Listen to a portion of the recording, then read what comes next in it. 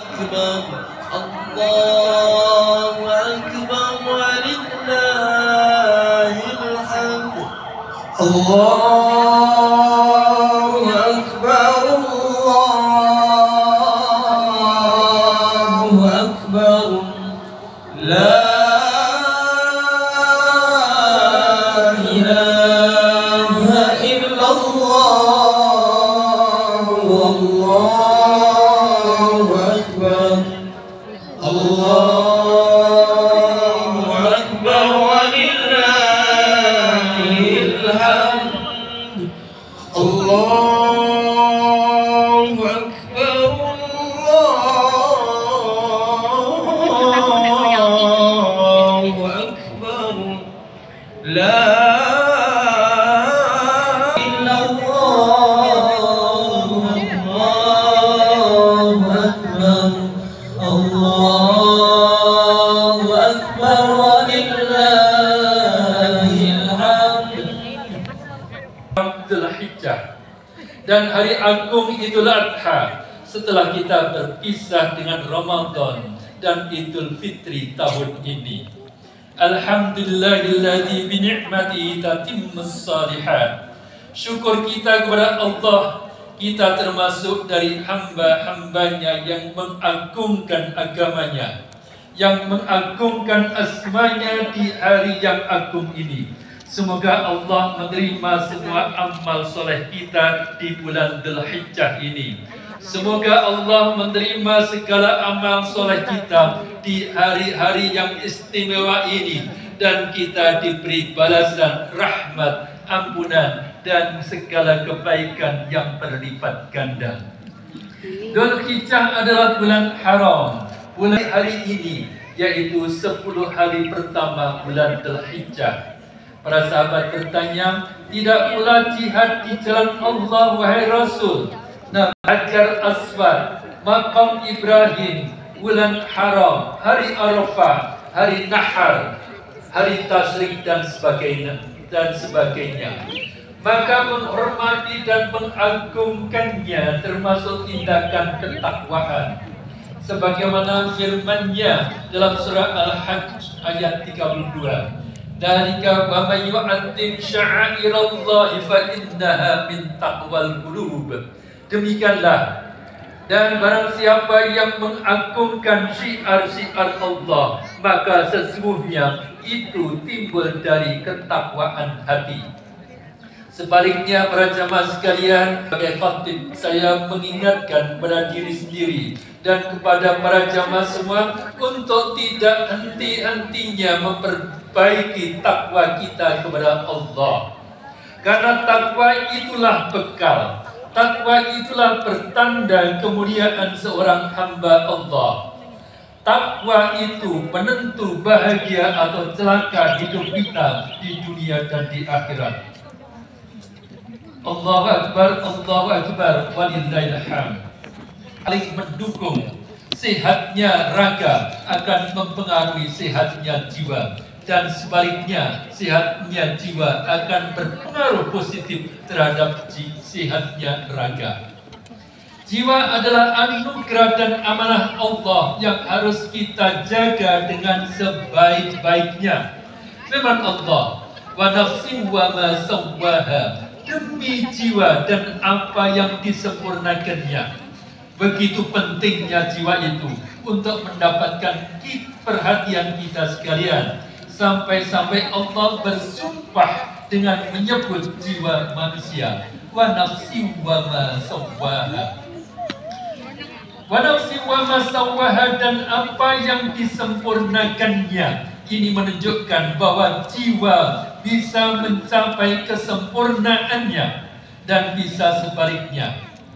Bisa tidak berkembang, bisa jatuh dalam sifat jiwa yang rendah. Jiwa atau budi atau pribadi manusia bisa merosot dalam perangai kedurhakaan, bisa berkembang mencapai perangai ketakwaan. Para jamaah sekalian, memang jiwa itu dilengkapi dengan potensi kedurhakaan dan potensi ketakwaannya. Sebagaimana firman Allah, fa'alhamaha fujuraha wa taqwaha. Maka Allah mengilhamkan kepada jiwa itu kefasikannya dan ketakwaannya. Quran surah Asy-Syams ayat 8. Dan sungguh beruntung siapa yang mensucikan dan menumbuhkan jiwanya. Qad aflaha man zakkaha. Sebaliknya sungguh merugi dan celaka siapa yang mengotori jiwanya. Wa qad khaba man dassaha. Para jamaah sekalian, beruntunglah kita sudah dibekali dengan pedoman hidup yang bisa diandalkan kapanpun untuk urusan apapun, yakni petunjuk Islam yang sempurna ini. Saudara, mensucikan dan menumbuh kembangkan jiwa itu hanya Allah yang berkuasa.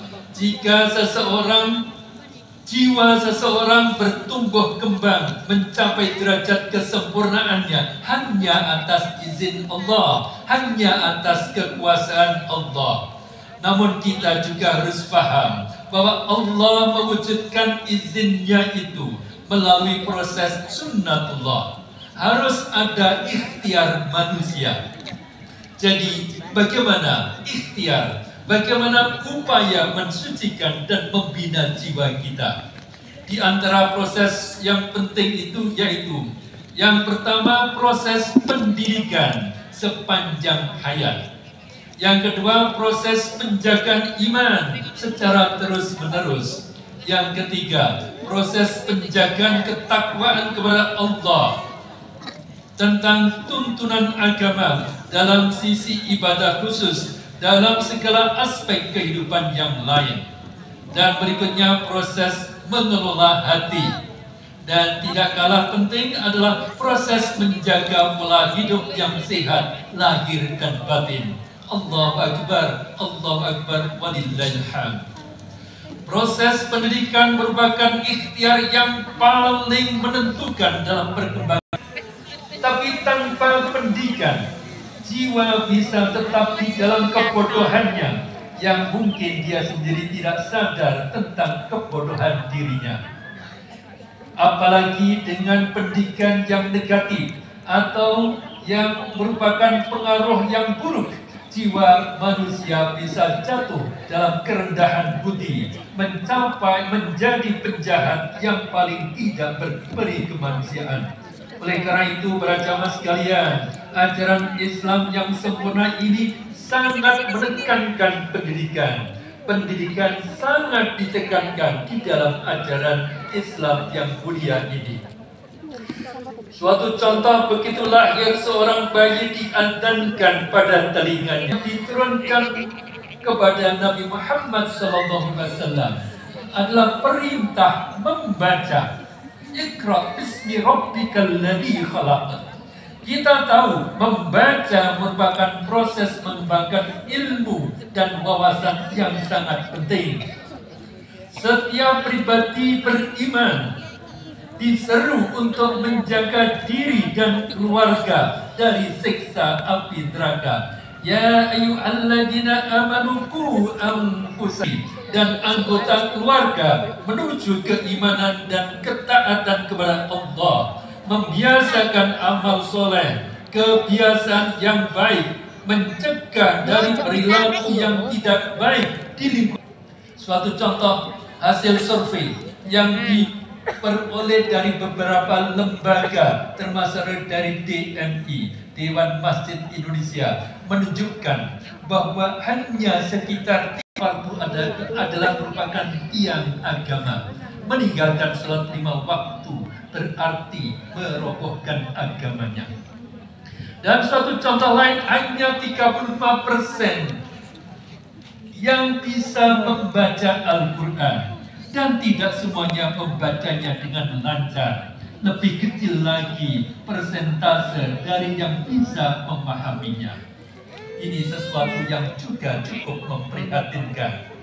Para jamaah sekalian, baru-baru ini ada pernyataan dari Wakil Gubernur Jawa Timur bahwa kecanduan judi online pada remaja di Jawa Timur sudah dalam tingkat yang mengkhawatirkan. tidak kalah memprihatinkan pelaksanaan ibadah sholat Jumat di sekolah-sekolah, di tingkat sekolah menengah pertama, di sekolah menengah atas, di sekolah menengah kejuruan, belum semuanya bisa berjalan dengan semestinya. Suasana ibadah Jumat dalam kegaduhan, keberisikan masih banyak terjadi, jauh dari keadaan yang tenang dan khusyuk. Keadaan yang memprihatinkan itu bukan sesuatu yang harus menjadikan kita pesimistik. Hal itu hendaknya menggugah kesadaran kita betapa pentingnya arti pendidikan dalam mengembangkan jiwa menuju kesempurnaan. Pendidikan dengan pendekatan dan metode yang sesuai adalah sangat penting. Upaya itu harus diwujudkan bukan hanya di lembaga-lembaga pendidikan formal, tetapi juga dan terutama di rumah dan di masyarakat. Di sekolah yang mereka juga belum terbiasa dengan ibadah itu. Saudara, juga suatu upaya mendidik jiwa adalah proses penjagaan iman secara terus-menerus. Iman harus ditanamkan sejak dini. Iman itu naik turun, menebal menipis, menguat dan melemah. Karena itu iman harus dijaga dan dirawat terus. Perlu ada peran internal dan eksternal. Peran internal adalah dari diri sendiri. Harus ada kesadaran diri untuk meningkatkan dan merawat iman. Juga tidak kalah penting adalah peran eksternal, di antaranya yaitu lingkungan sosial yang mendukung. Apakah dalam lingkungan sosialnya seorang anak sudah terbiasa sejak dari dini bersolat berjamaah, bersolat di rumahnya, bersolat di masjid, ikut kajian, bekerja bakti, dan kebaikan-kebaikan yang lain di masyarakatnya? Apakah di masyarakatnya seorang anak mempunyai kebiasaan menjumpai kebiasaan yang buruk seperti berjudi, perkelahian, minum minuman keras dan sebagainya? Kehidupan bersama orang yang beriman dan saleh tentu berpengaruh positif. Demikian pula sebaliknya, hidup dalam masyarakat yang brengsek, yang rusak akhlaknya akan berpengaruh buruk pada perkembangan jiwa anak.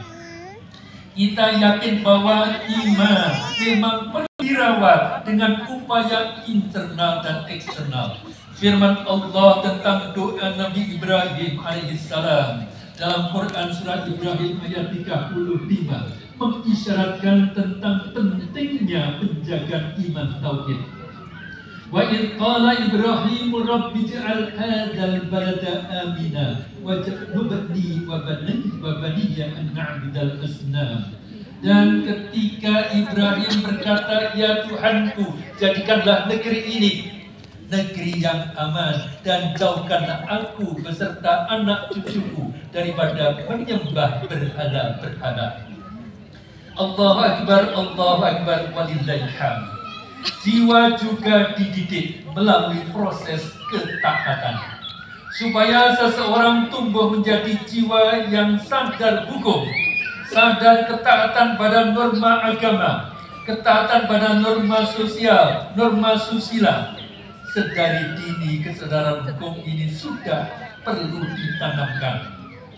Maka menjadi sangat penting adanya proses pembiasaan. Pembiasaan segala perilaku yang baik, pembiasaan sholat 5 waktu, pembiasaan mengaji, pembiasaan bangun pagi, pembiasaan membantu bersih-bersih di rumah, pembiasaan pamit orang tua, pembiasaan salam waktu pergi dan datang, pembiasaan memberi pertolongan, dan lain-lain.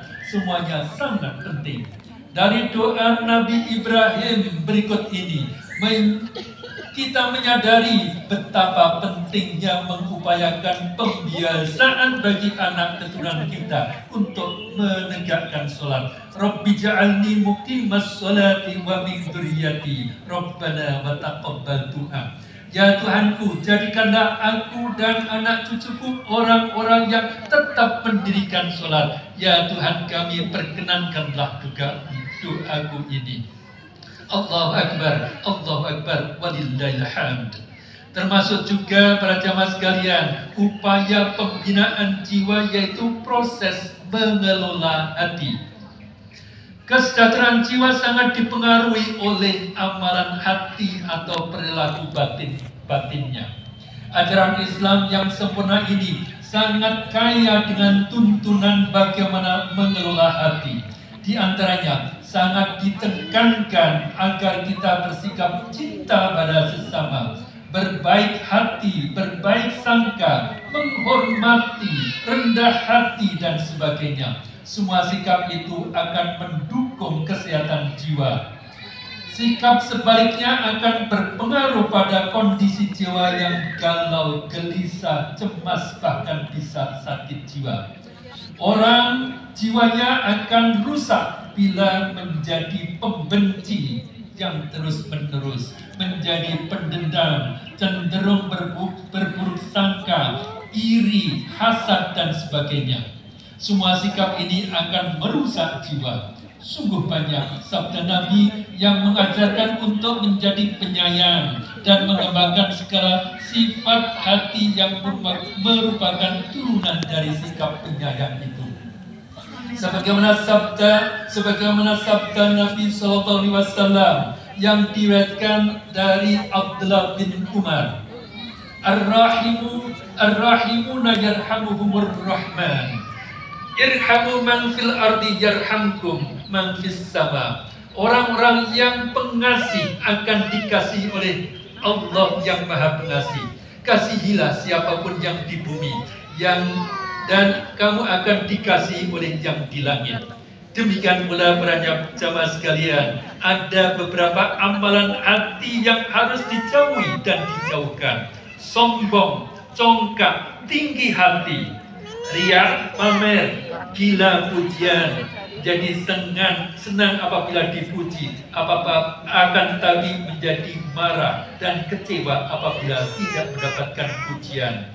Sifat kasar, pemarah, tidak sadar kekurangan diri dan cenderung mencari-cari aib orang lain, kemudian muncul dalam rahim.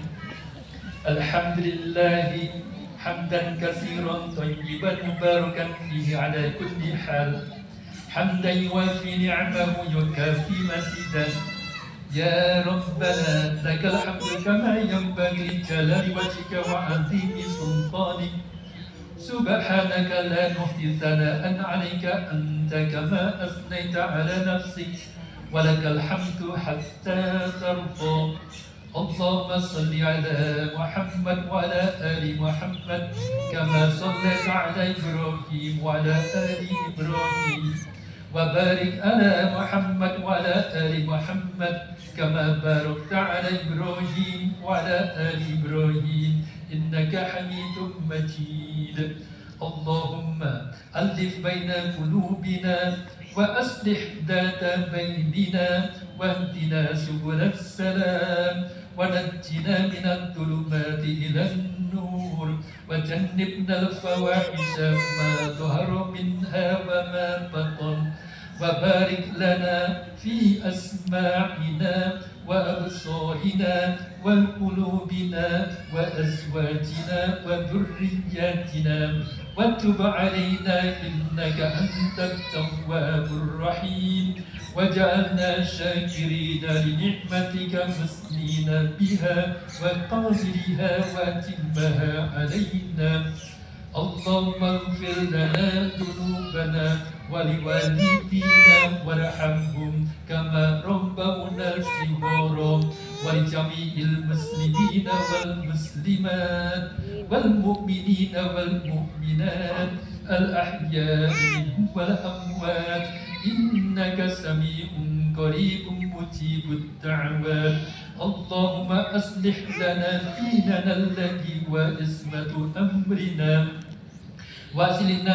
وأصلح لنا دنيانا التي فيها معاشنا وأصلح لنا آخرتنا التي إليها معادنا واجعل الحياة زيادة لنا في كل خير واجعل الموت راحة لنا من كل شر ربنا اغفر لنا ولإخواننا الذين سبقونا بالإيمان ولا تجعل في قلوبنا غلا للذين آمنوا ربنا إنك رؤوف رحيم ربنا لا تزغ قلوبنا بعد إذ هديتنا وهب لنا من لدنك رحمة إنك أنت الوهاب ربنا آتنا في الدنيا حسنة وفي الآخرة حسنة وقنا عذاب النار ربنا تقبل منا إنك أنت السميع